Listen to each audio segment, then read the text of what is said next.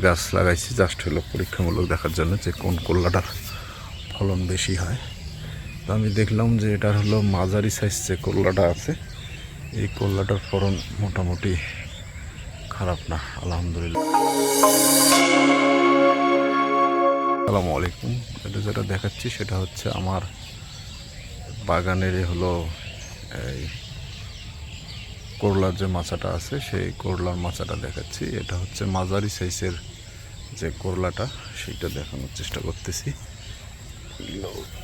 এই যে করলা মোটামুটি আলহামদুলিল্লাহ খারাপ না। আমি এখানে বেশ 3-4টে গাছ লাগাইছি জাস্ট হলো পরীক্ষামূলক দেখার জন্য যে কোন করলাটার ফলন বেশি হয়।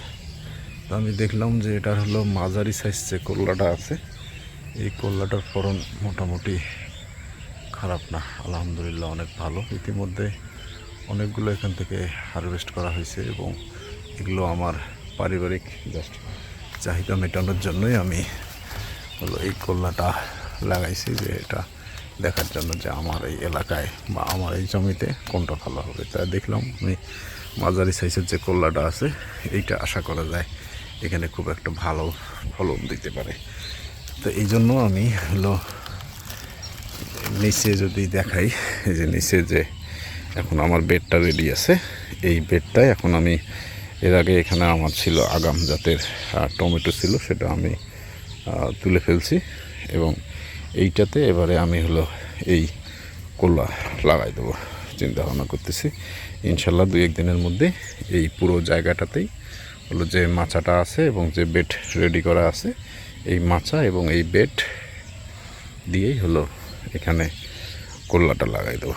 করলাটার সাইজ মোটামুটি খারাপ না, ভালোই, এবং এটার মোটামুটি বাজারে দেখলাম একটা ভালো একটা এর চাহিদা আছে। এই করলাটার বড় করলার চাইতে এই মাঝারি সাইজ যে করলাটা আছে, এটার মোটামুটি ভালো চাহিদা আমাদের স্থানীয় বাজারে।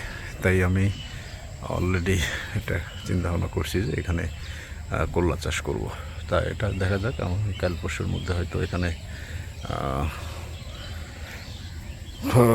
বীজ নিয়ে এসে অথবা হলো চারা নিয়ে এসে এখানে এই করলাটা চাষ করার চিন্তা ভাবনা আছে।